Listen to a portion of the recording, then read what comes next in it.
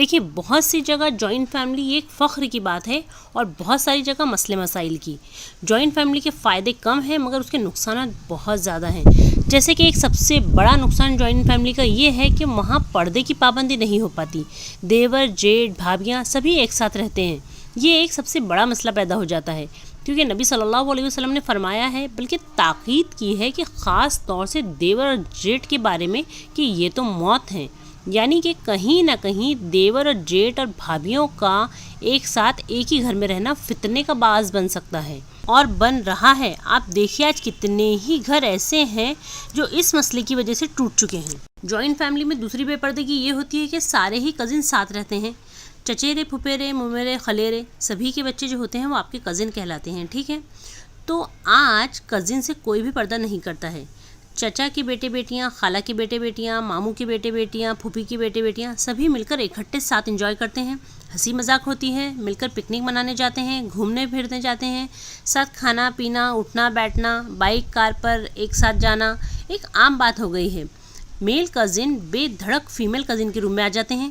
کوئی آپس میں پردہ نہیں ہے، جبکہ آپ کو علم ہونا چاہیے کہ میل کزن فیمیل کزن کے لیے نامحرم ہے اور فیمیل کزن میل کزن کے لیے نامحرم ہے، اور جب نامحرم ہے اس کا مطلب ایک دوسرے سے پردہ کرنا لازمی ہے،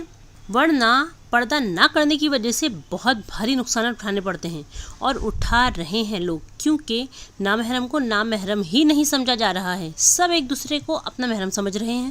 اس کے علاوہ جوائنٹ فیملی کا دوسرا نقصان یہ ہے کہ بچوں میں کمپیریزن شروع ہو جاتا ہے، جس کی وجہ سے آئے دن لڑائیاں ہوتی رہتی ہیں۔ دیورانی، جیٹھانی اور ساس میں دن رات لڑائیاں ہوتی ہیں، یا منہ پر تو اچھے رہتے ہیں مگر دل میں ایک دوسرے کے لیے غصہ اور نفرت بھری ہوتی ہے، ایک دوسرے کی برائیاں شروع ہو جاتی ہیں، چغلی غیبت نہ چاہتے ہوئے بھی 24 گھنٹے ہوتی رہتی ہے، ایک دوسرے کی شکایتیں لگانا شروع رہتا ہے۔ اس کے علاوہ جوائنٹ فیملی میں بیچاری بہوؤں پر بڑی ذمہ داری آ جاتی ہے،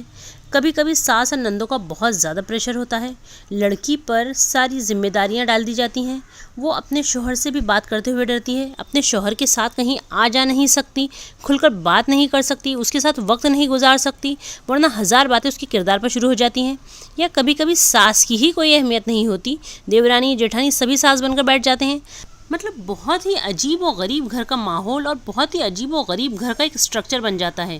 اور اس کے علاوہ بھی جوائنٹ فیملی میں بھائیوں میں آپس میں لڑائی جھگڑے شروع ہو جاتے ہیں، کبھی بیوی کی شکایت پر یا کبھی بچوں کو لے کر۔ اس کے علاوہ پراپرٹی پر بھی بہت جھگڑے ہوتے ہیں، انہیں لگتا ہے والد صاحب نے انصاف سے کام نہیں لیا ہے، یا کبھی کبھی کوئی ایک بھائی ساری ہی جائیداد کا اکیلا مالک بن کر بیٹھ جاتا ہے اور باقیوں کے ساتھ انصاف نہیں کرتا، یعنی بہت سے مسئلے مسائل شروع ہو جاتے ہیں۔ دیکھیے بہت کم گھرانے ایسے ہوں گے جہاں جوائنٹ فیملی ہونے کے باوجود وہ سب آپس میں بہت مل جل کر رہتے ہیں اور پردے کا بھی اہتمام کیا جاتا ہے، مگر اکثریت تو یہی ہے کہ جوائنٹ فیملی میں نہ تو پردے کا ٹھیک سے اہتمام ہو پاتا ہے اور نہ ہی آپس میں سب خوش ہیں، بلکہ سب سے زیادہ جھگڑے جوائنٹ فیملی میں ہی ہوتے ہیں، اور جوائنٹ فیملی میں صلہ رحمی کرنا بہت مشکل ہو جاتا ہے اور قطع رحمی کرنا آسان ہو جاتا ہے۔ دیکھیے اگر اسلام کے مطابق آپ کی جوائنٹ فیملی ہے جس میں سب کے پکانے کا سسٹم یعنی چولہے سب کے الگ الگ ہوں اور سب کے اپنے پرائیویٹ رومز ہوں اور عورتیں پردے کا اہتمام کرتی ہیں تو پھر یہ الاؤڈ ہوگا،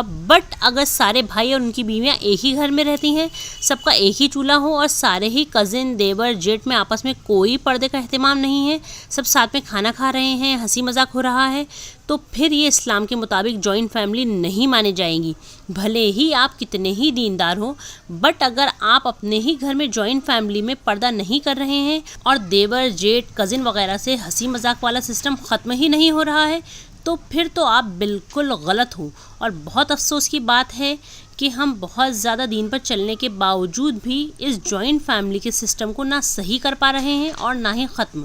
اور ایک غیر اسلامک جوائنٹ فیملی میں ہم سبھی رہ رہے ہیں اور آپس میں کسی کے بھی دل ملے ہوئے نہیں ہیں۔ اس سے تو بہتر یہی ہے کہ سب الگ الگ رہ کر ایک دوسرے سے محبت سے رہیں، اور اسلام کے مطابق والد کو چاہیے کہ شادی ہوتے ہی اپنے بچوں کو الگ کر دے یا سیپریٹ رومز کا انتظام کر دے، بھلے ایک گھر میں ہو مگر سب کے اپنے الگ الگ روم ہوں اور کچن بھی الگ ہوں، اور اگر کچن ایک ہی ہے معاشی اعتبار سے تو پھر سب کے اپنے ذاتی روم ہوں اور پردے کا مکمل اہتمام ہو، ورنہ پھر ایسی جوائنٹ فیملی غیر شرعی کہلائے گی جس میں نہ پردے کا اہتمام ہو رہا ہے اور نہ ہی آپس میں محبتیں قائم ہیں۔ اس سے بہتر ہے الگ الگ رہ کر محبت سے رہا جائے۔ اور ایک بات ساتھ رہو یا الگ الگ، ماں باپ کی خدمت سب پر کرنا واجب ہے اور ان کا احترام بھی۔ خدمت میں کمی نہیں آنا چاہیے۔ بیٹوں کو چاہیے کہ وہ اس بات کا خیال رکھے کہ ان کے ذمے ماں باپ کی خدمت کرنا ہے، اس لیے آپ جہاں کہیں بھی ہو اپنے والدین کی خدمت اور ان کا خیال رکھنا آپ پر کمپلسری کر دیا گیا ہے۔ اور اسلام کے مطابق جوائنٹ فیملی ہے تو پھر ٹھیک ہے، ورنہ الگ الگ رہنا آپ کے حق میں زیادہ بہتر ہے۔ اللہ تعالیٰ ہمیں کہنے اور سننے سے زیادہ عمل کی توفیق عطا فرمائے، آمین یا رب العالمین۔